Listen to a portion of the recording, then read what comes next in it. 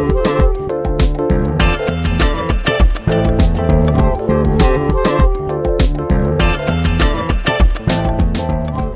on va s'intéresser à la notion d'énergie interne, de l'énergie thermique, et on parlera un peu des changements d'état, et puis des transferts d'énergie. Qu'est-ce qu'on va appeler l'énergie interne? Ici, j'ai mis une capsule spatiale qui rentre dans l'atmosphère. En rentrant dans l'atmosphère, elle va s'échauffer. Et donc, en fait, c'est toute la substance qui constitue la capsule qui va prendre de l'énergie. Cette énergie, on l'appelle énergie interne. On la note U. Et à quoi elle correspond? Elle correspond, en fait, à la somme de l'énergie potentielle totale des molécules et de l'énergie cinétique totale des molécules qui constituent la substance. Alors, l'énergie potentielle totale des molécules, elle est liée tout simplement à la position des molécules les unes par rapport aux autres et évidemment aux interactions qui s'exercent entre elles. Maintenant, l'énergie cinétique totale des molécules, elle est liée évidemment au mouvement des molécules, aux vibrations des molécules. Alors, on va parler un peu d'énergie thermique et puis des changements d'état. On va prendre un exemple simple, la fusion de l'eau. L'eau qu'on va considérer comme un corps pur. Alors, vous connaissez les changements d'état. On va partir d'un glaçon, on va le chauffer, il va fondre, il va donner de l'eau liquide.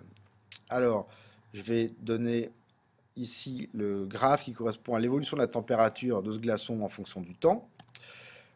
On a le fameux palier de changement d'état, donc on part de -10, on a un solide, on arrive à 0 degré, on a à ce moment-là le glaçon qui commence à fondre, un mélange d'eau d'eau liquide et de solide, et puis ensuite, une fois que tout glaçon a fondu, on a une eau liquide qui va continuer à augmenter de température.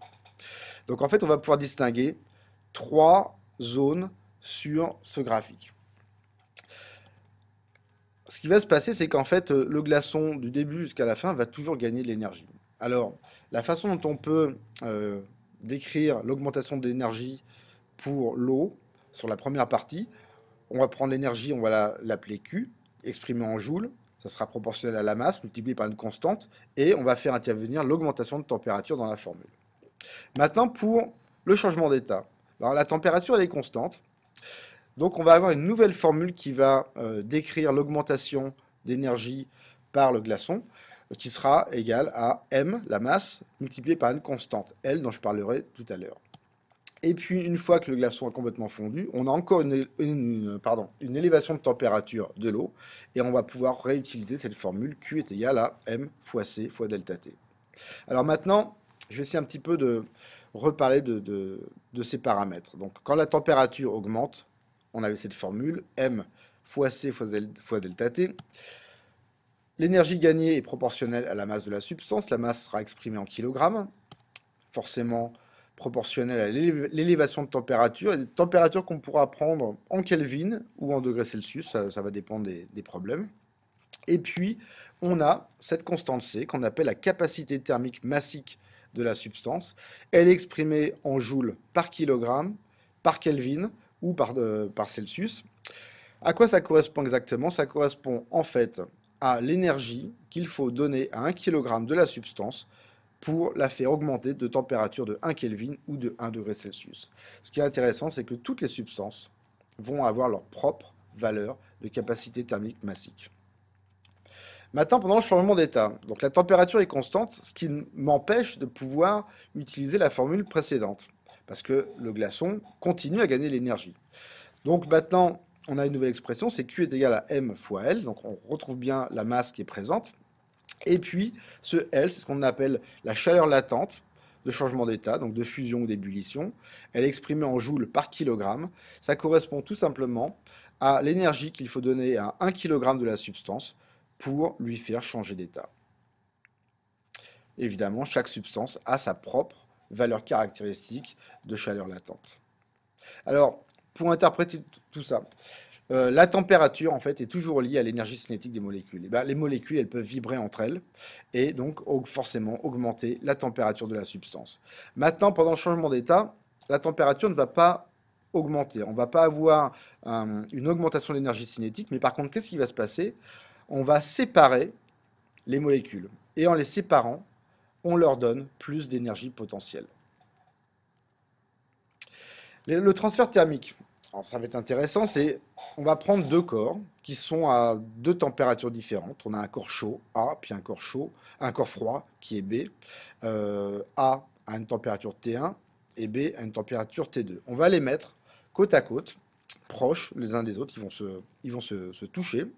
Et ce qui va se passer, c'est qu'en fait, le corps A va effectuer un transfert thermique avec le corps B, mais ça ira toujours du plus chaud vers le plus froid. À la fin, qu'est-ce qu'on va avoir?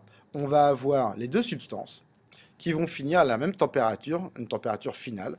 Et en fait, c'est ce qu'on va appeler l'équilibre thermique. Évidemment, la température finale sera plus petite que la température initiale du corps chaud et plus grande que la température initiale du corps froid.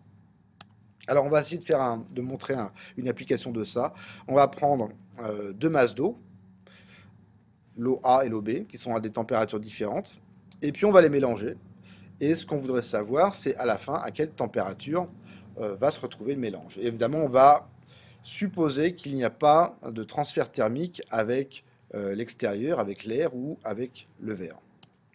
Alors, ce qui est intéressant, c'est que l'eau A va se refroidir, donc va perdre de l'énergie. D'ailleurs, si on fait les calculs, son énergie devrait être négative. L'eau B, elle, va se réchauffer et gagner de l'énergie. Mais ce qui est intéressant, c'est que l'énergie qui est perdue par A sera forcément gagnée par B.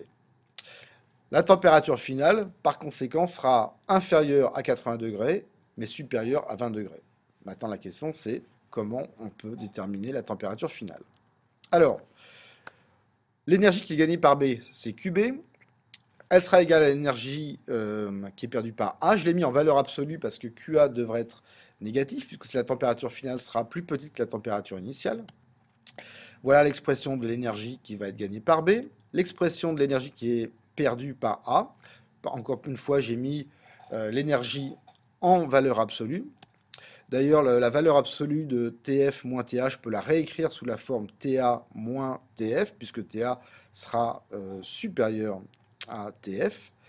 Et j'ai plus qu'à faire un petit peu de maths maintenant, à faire l'égalité entre ces deux énergies.